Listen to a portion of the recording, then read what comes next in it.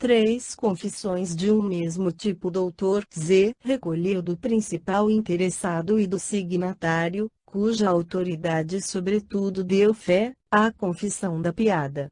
O Dr. X, que sabia inglês, tinha simplesmente feito com que seu cúmplice na farsa decorasse, antes da sessão, a frase em inglês. O Dr. X não previa, nesse momento, que seria feita a assinatura do relatório. Ele foi pego em sua própria armadilha e o confessa agora muito ingenuamente. Ele ficou até desapontado por uma brincadeira dessas ter podido perturbar a consciência de algumas pessoas que lhe escreveram para ter seu atestado particular e que ele tem, de resto, muito fielmente desfazer o erro. Podemos ver, pelo que precede, como a simplicidade dos habitantes da Vila Carmen pode ter sido explorada há 10 anos por todos os pregadores de peça da cidade. A crônica local borbulha de anedotas desse tipo. Certamente teriam entretido por muito tempo ainda o general e a general em sua doce ilusão se um fato de interesse da ciência não acontecesse. O professor Richard deu a todas essas brincadeiras, até então inofensivas, o peso de sua autoridade. Aqui a coisa torna-se perigosa para a ciência e o Sr. Dr. Z, ainda que esteja desesperado por prejudicar o general e a general, crê ser de seu dever revelar-lhes a verdade. O Sr. Dr. Z acusa a médium senhorita M.B. de trapaça. Ele conta que em presença de 2 jovens de nossa cidade, que não recusaram seus testemunhos, ela simula, fazendo graça, Bergolia, a irmã de Biemboa. Depois, há necessidade de tanta discussão, diz o Dr. Z. Eu recebi uma carta do General Noel que me declarou, falando da senhorita M.B., ela queimou o que ela adorava e adora agora aquilo que ela queimou. Em uma palavra, seu pai escreveu ao ilustre mestre Richard que ela tinha confessado que um alçapão existia em nossa sala de sessões e que todos os fenômenos obtidos aqui, com Richard e Delaney, devem-se à fraude. E isso depois de nos ter servido de médium desde agosto de 1904 e ter, com autorização de seu pai, deixado seu nome e de suas irmãs aparecer todos os meses na revista do Sr. Delaney, que publicou o relato de nossas sessões. Nós então temos, disse M.E., a confissão de uma das pretensas médiuns, senhorita M.B. Eu vou agora apresentar outro. Este, Aresqui, cocheiro do General Noel, tinha já sido pego em fraude pelo próprio Sr. Delaney. O Sr. Delaney declara formalmente na sua revista de novembro de 1905, página 528, a lealdade, escreve ele, me traz o dever de assinalar que o cocheiro de arado de nome Aresqui foi pego 2 vezes por mim, em flagrante delito de tentativa de fraude. A primeira vez escondendo-se em um reduto adjacente à sala de banho da Senhora Noel, onde golpes violentos eram dados contra a porta de comunicação de modo a fazer com que crescem na presença de um espírito mau e perturbador. A segunda vez escondendo uma peça de pano denominado Ike, no dossel da sala de reuniões, onde eu o descobri ao visitar o gabinete, um dia em que ele acreditava assistir a uma sessão, na qual, a propósito, nada aconteceu. Esse Aresqui, que já havia sido, assim, surpreendido em flagrante delito, pareceu ser ao Dr. Z o cúmplice de B. M. Z fez contato com ele e obteve a confissão de que era ele que fazia, em companhia de Marte B., o papel de Biemboa. Melhor, nas instâncias do Dr. Z, Aresqui reproduzia em sua presença os ditos fenômenos da Vila Carmen. Esses fenômenos, ele vai reproduzi-los aqui mesmo. A aparição a pedido do Dr. Z, baixamos todos os bicos de gás de modo que o local fica em uma meia-luz. Escuta-se logo, no gabinete, a materialização uma formidável série de golpes, São batidas, explica o Dr. Z. Depois, escuta-se um traspasse.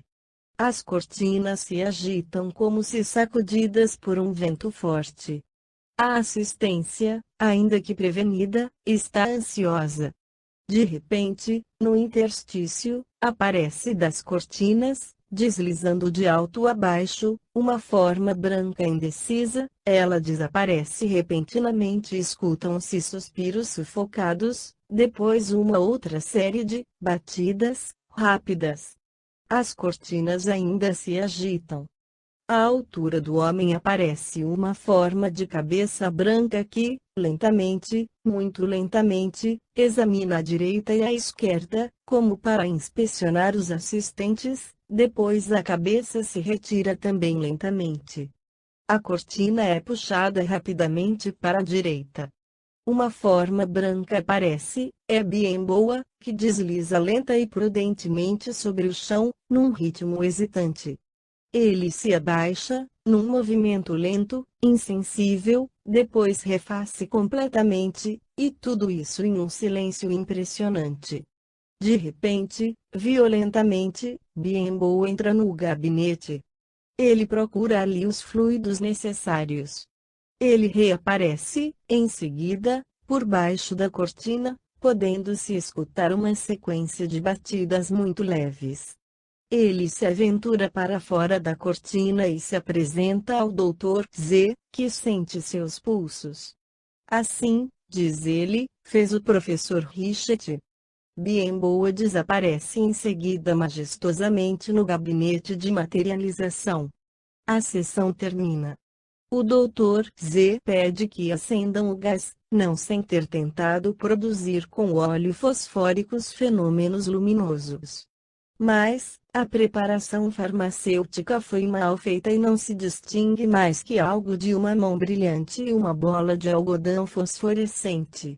Aresquibiembo assim que se acende gás, o Dr. Z apresenta Aresqui a seu auditório, vestido dessa vez à moda europeia. Aresqui faz observar o Dr. Z, tem a pele bronzeada, tal como o assinala o Sr. Delany. Como Aresqui, pergunta se o doutor poderia penetrar no gabinete escondido do professor Richet. Da maneira mais simples. Ele entrava no pavilhão com todo o mundo, ajudava a elevar os tapetes, a observar na banheira e sob os móveis. Depois, quando a atenção estava em outro ponto, ou logo que o gás, bruscamente aceso, não permitia aos olhos ainda não habituados à penumbra que se percebessem que ele deslizava no gabinete, Aresqui escondia-se no armário do canto esquerdo, dos panos que estava em exploração. O Dr. Z, explica a senhorita B, também não se recusava a fazer seu pequeno Biemboa. Assim explica-se a surpresa do Sr. Delany, que constatou que ora a mão da aparição era branca, ora morena. Enfim, continua M.Z., o Sr. Delany disse que em 29 de agosto a cortina é puxada bruscamente. Eu distingo muito nitidamente na contestação possível a senhorita M. e Aisha, a negra, sentadas uma ao lado da outra, não há dúvidas de que sejam elas. Eu as vi moverem-se. Ao mesmo tempo, vejo um grande pano branco, como envolvendo um braço localizado muito alto, que consegue puxar a cortina e desaparece com a rapidez do raio. Termina M.Z., o braço de Aresqui já vestido de fantasma. Finalizando, M.Z. declara que antes de fazer sua conferência ele escreveu ao professor Richet para prevenir, de antemão, sobre suas intenções. O professor Richet não se dignou a responder. M.Z. fará uma comunicação no próximo Congresso de Lisboa. Depois do Dr. Z, o Sr. Verdier pede a palavra. Com uma coragem digna da melhor sorte, ele procura refutar os dizeres do Sr. Z. Mas os assistentes, diante dos fatos materiais que acabam de ser postos aos seus olhos, não se deixam convencer por uma argumentação abstrata.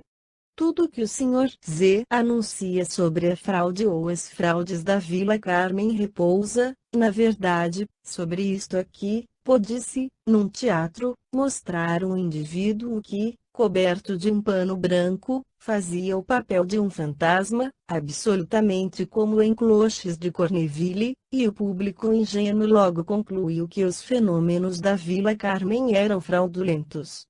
O Dr. Z não precisou de grandes esforços de imaginação para exibir à Universidade Popular de Argel um fantasma tão facilmente.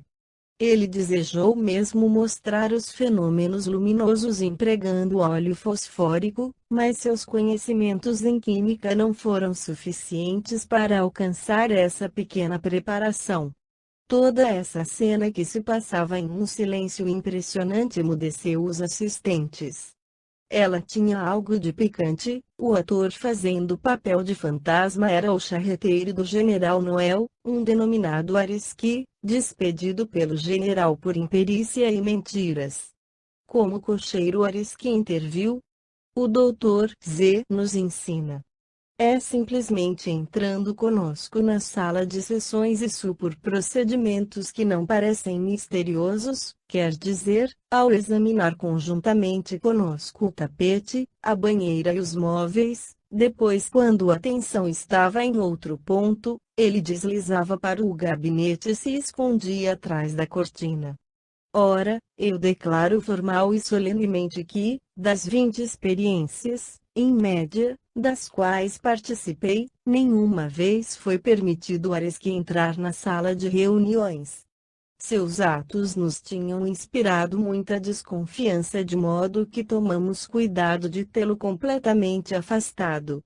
Acrescento que foi impossível a ele tanto entrar quanto sair do gabinete que, de todas as hipóteses de embuste que possamos imaginar, a de Areski ou de um outro personagem entrando e saindo escondido de nós é de longe a mais improvável.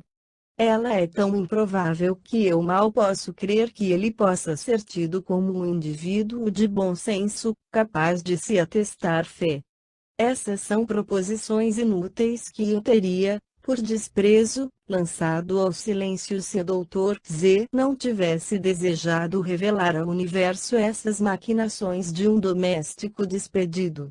Restam as duas outras confissões, ou ditas confissões, que foram colhidas depois da pesquisa do Dr. Z. Conta-se, a princípio, que um médico, de quem ele tem o pudor de não se apresentar o nome, teria feito a Sra. Noel decorar uma frase ridícula em inglês e em seguida dar a ela, como prova, um poder mediúnico imaginário.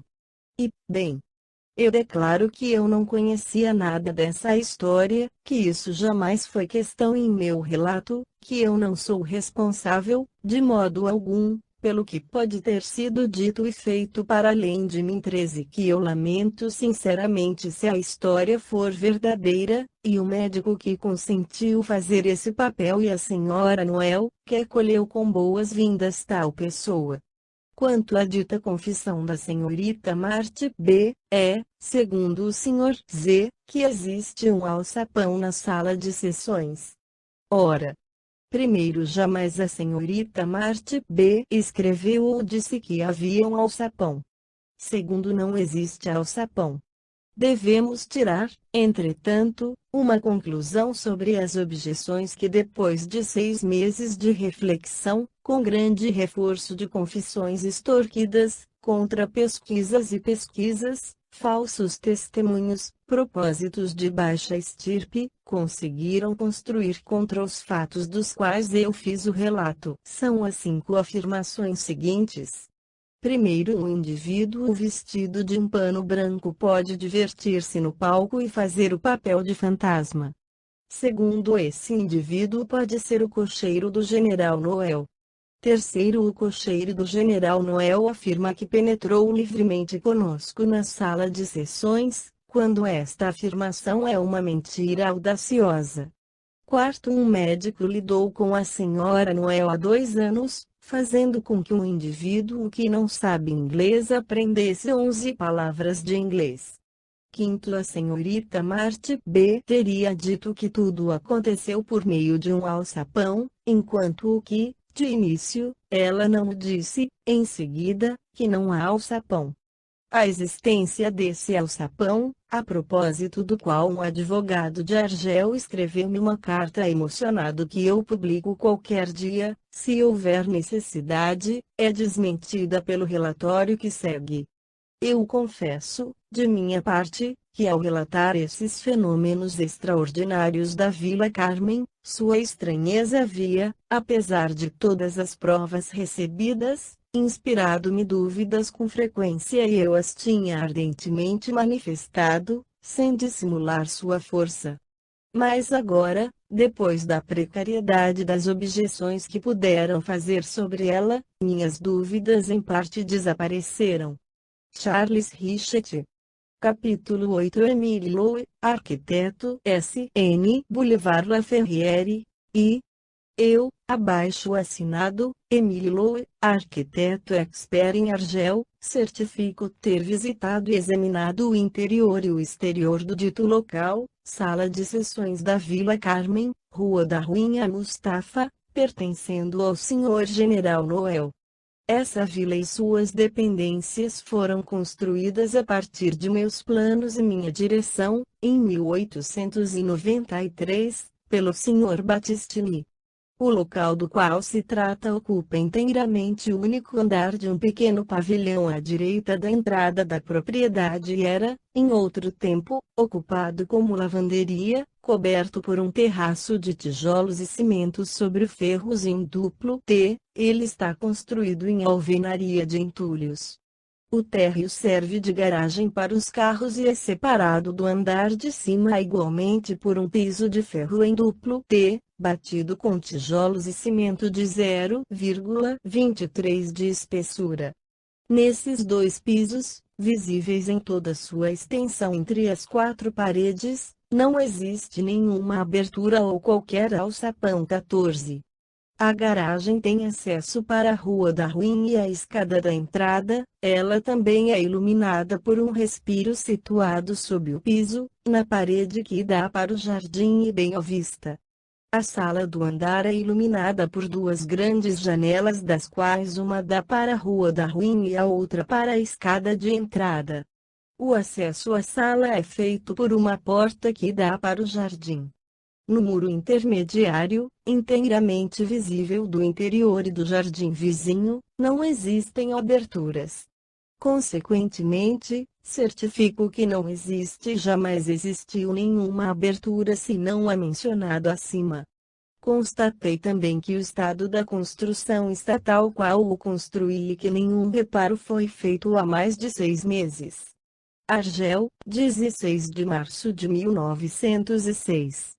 Emile Lowe visto para a legalização da assinatura do Sr. Emile Lowe, aposto acima, visto para a legalização da assinatura do Sr. Emile Lowe, aposto acima, timbre da Prefeitura de Argel adjunto Argel, 16 de março de 1906 páginas Prefeito, o delegado, assinatura ilegível. Capítulo 9. A conferência do Dr. X em Paris. Assisti à conferência que o Sr. Dr. X, de Paris, fez em 10 de março e creio verdadeiramente que vale a pena consagrar-lhe algumas linhas, não que esta conferência apresente por si mesma um grande interesse científico, mas porque ela vem logo após a do Dr. Z em Argel, como prova da superficialidade que muitos adversários do Sr. Richet mostraram nessa polêmica extraordinária. Sabemos que, para o Dr. X, o fantasma de B.B., que se vê nas diferentes fotografias tiradas, é constituído por uma estrutura sustentada pela mão esquerda da médium, a senhorita M., que, por conseguinte, estaria bem no local que ela parecia ocupar nas fotografias e teria mesmo podido fazer ver sua cabeça se ela tivesse desejado. Somente a manga do braço esquerdo estaria vazia. O Dr. X vê claramente a estrutura em diferentes pontos das fotografias. Um pouco mais à frente, em sua conferência, o Sr. X esquece tudo isso, sustenta que o fantasma é representado pela própria senhorita M e dá como a prova chocante semelhança que existe entre o rosto da médium e o de Biemboa, semelhança que tinha sido assinalada pelo próprio Sr. Richet. Enquanto a senhorita M, no dizer do Dr. X, sustentaria a estrutura na parte inferior, a negra Aisha, escondida atrás do manequim, a sustentaria na parte superior. Em apoio a essa tese, o conferencista, em meio a projeções luminosas, apresenta ao seu auditório 2 ou 3 fotografias sucessivamente, nas quais se vê de Aisha apenas sua manga. Mas o Sr. X sustenta que esta está vazia, pois a negra, como se viu, deve ter se ocupado de sustentar a estrutura constituindo o principal suporte do manequim. Ora, em uma fotografia estereoscópica, figura I-B, Aisha está completamente visível ao lado da senhorita M e do fantasma. É a prova absoluta da futilidade da suposição feita pelo Dr. X. Este resolveu facilmente a questão ao não apresentar essa fotografia ao auditório, não disse uma palavra sobre ela. Esse manequim imaginado pelo Dr. X não poderia evidentemente ir e vir na sala como fazia B. Sobretudo, ele não poderia soprar no tubo de bário, na experiência tão curiosa que tivemos. Como o nosso conferencista se exime de fazê-lo? É muito simples, dessa vez, o papel do fantasma é dado por Aisha. O Sr. Richet tinha dito o que, no momento da experiência, ele percebia Aisha, sempre imóvel, e muito longe do fantasma. O Dr. X não relata a frase "o todo é jogado". Mas há melhor. Sabe-se que um dos fenômenos mais extraordinários relatados pelo Sr. Charles Richet e que o Sr. G. Delany igualmente descreveu é o do fantasma que parece sair do chão e que se desfaz novamente, várias vezes, sob os olhos dos experimentadores. O conferencista não falou uma palavra sobre isso. É excessivamente simples. Quando o Dr. X fez sua conferência, os jornais falavam há alguns dias da pretensa confissão do cocheiro Areski. Se devêssemos aceitar essa nova versão, a hipótese desenvolvida pelo Dr. X se recolheria como um castelo de cartas. O conferencista o sabia muito bem, ele lamentava, entretanto, negligenciar essa nova maquinação que poderia desacreditar as sessões da Vila Carmen. Ele se retira do embaraço citando as confissões do cocheiro, mas relacionando-as a outras sessões às quais o Sr. Richet não teria assistido. Infelizmente, acabamos de ver, pelo relatório da conferência do Dr. Z, que as pretensas confissões de Areski se relacionariam às sessões das quais o Sr. Richet foi um dos assistentes. Nessas circunstâncias, nada a fazer, há a contradição flagrante, absoluta, entre a explicação da fraude dada pelo Dr. X e a dada pelo Dr. Z. Um dos dois está necessariamente errado, se todavia não estiverem os dois enganados.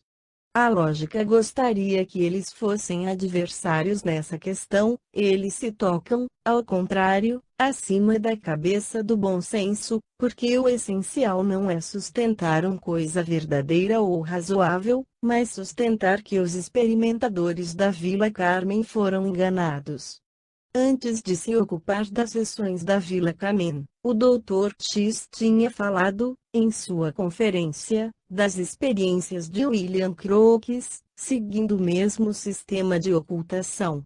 O conferencista cita algumas experiências de Crookes com o médium Rômio do acordeão, entre outros, onde não se vê a possibilidade de um embuste traz dizendo, já é passado muito tempo e é difícil julgar o que ele realmente é. Mas, essa dificuldade não existe mais quando se trata de comentar alguma circunstância que parece expor a crítica. O Dr. X mostra sucessivamente o retrato de Florence Cook do fantasma denominado Katy King, para demonstrar que este último não passava da médium disfarçada. Um pouco mais longe, ele é levado a falar do aparelho elétrico imaginado por Crookes e que deveria indicar por um sinal sonoro se o médium deixava o gabinete para fazer o papel do fantasma. Então, o conferencista exclama: mas se o papel do fantasma era feito por um comparsa? A questão da semelhança não existe mais. E assim por diante.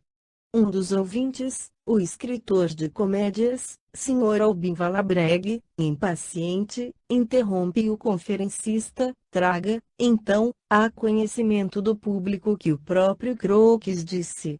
E como o conferencista não escuta dessa orelha, o Sr. Valabreg acaba por tomar a palavra e citar uma constatação de William Crookes, que ele publicou em seguida no Gil Blas, 16 de março, e que eu creio útil relatá-la aqui. De minha parte, em uma outra ocasião, alguém da sociedade pede a Katy King, no começo da sessão, que diga por que ela não podia aparecer à luz de mais de um bico de gás.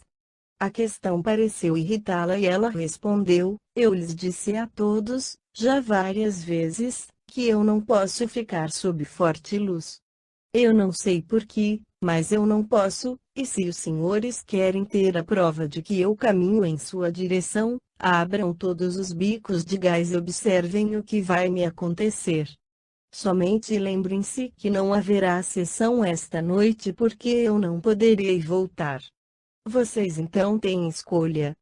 Sobre essa afirmação, alguém pergunta se o teste será feito ou não e todos os assistentes, Sr. S.C. Hall fazia parte, decidiram que preferíamos ver o efeito da luz forte do gás sobre a forma materializada do que ter a sessão habitual, considerando que isso desfaria a questão perturbadora da necessidade da penumbra, se não da escuridão, para as sessões de materialização que viriam.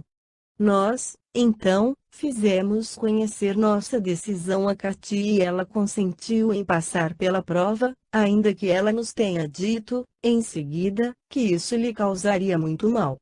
Ela se põe, então, de pé contra a parede do salão, os braços estendidos como se ela tivesse sido crucificada. 3 bicos de gás foram logo amplamente abertos nesse quarto de aproximadamente 16 pés quadrados. O efeito sobre Katy King foi maravilhoso. Ela ficou sem mudar durante tempo de um segundo somente, depois começou a afundar gradualmente. Eu não posso ter melhor comparação para a desmaterialização de sua forma do que a de uma boneca de cera diante de grande fogo. De princípio, os traços murcharam e apagaram, parecendo fundir-se um no outro. Os olhos se afundaram nas órbitas, o nariz desapareceu, o osso frontal se recolheu. Os membros pareciam entrar nela, ela se afundou no tapete como um edifício que se desfaz. Logo não havia mais que a cabeça sobre o chão, depois não mais que um pequeno monte de panos brancos que desapareceu com uma rapidez extrema, como se uma mão os tivesse tomado e ficamos imóveis sob a luz crua de 3 bicos de gás, os olhos fixados no local onde Katy estava. Compreende-se que não convinha à lealdade científica do Dr. X ocupar-se disso mais do que havia feito para as aparições e desaparições de B através do chão, etc. E, entretanto, o Sr. X pretende falar em nome da ciência.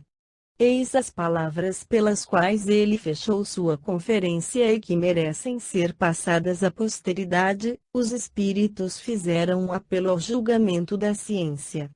E, bem, eis que a ciência falou.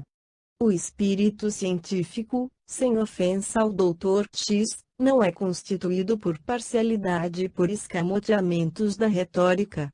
O espírito científico é aquele que dita a Charles Richet, lealmente, a exposição dos lados falhos ou duvidosos dos fenômenos aos quais ele assistiu, mas que, ao lado deles, apresenta corajosamente os fatos perturbadores que ele observou, submetendo um e outro à apreciação da crítica honesta e sensata. O Dr. X e muitos outros X ainda preferem mostrar seu espírito científico e crítico aceitando, de olhos fechados, os recontos de um cocheiro demitido e os boatos que um professor, um advogado e um médico se esforçam para organizar em Argel, já há 3 meses, com o resultado que se conhece. Há apenas algumas semanas uma distinta escritora de Melbourne, a Sra. Charles Briggs, falando do Sr. Charles Richet, relata o que segue: ao Dr. Richet certamente não falta coragem. Foi em 1875, há 30 anos, que ele foi o primeiro intelectual a se ocupar do sonambulismo provocado. Ele tinha então 23 anos e começava seu memorial por essas palavras que pareceriam ridículas hoje: uma certa coragem é necessária para pronunciar essas palavras de sonambulismo provocado. Eu me lembro, dizia o Sr. Richet, do ano anterior, em seu discurso presidencial na Sociedade para a Pesquisa Psíquica de Londres, que quando eu informei a meu pai cuja alta razão e sagacidade sempre me guiaram 15.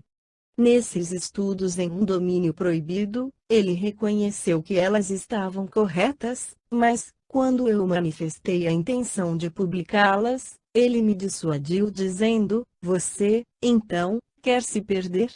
Felizmente, ele acabou reconhecendo que a gente não se perde ao defender aquilo em que crê ser verdadeiro. Eu não estou mais perdido ao afirmar a realidade do sonambulismo provocado, como o Sr. William Crookes não se perdeu ao afirmar a existência das materializações. O acontece pelo sonambulismo artificial se repete atualmente, de uma maneira chocante, nos fenômenos mediúnicos. São sempre os mesmos palavrões de superstição e de ciência cuja explicação encontra-se invertida em menos de 30 anos.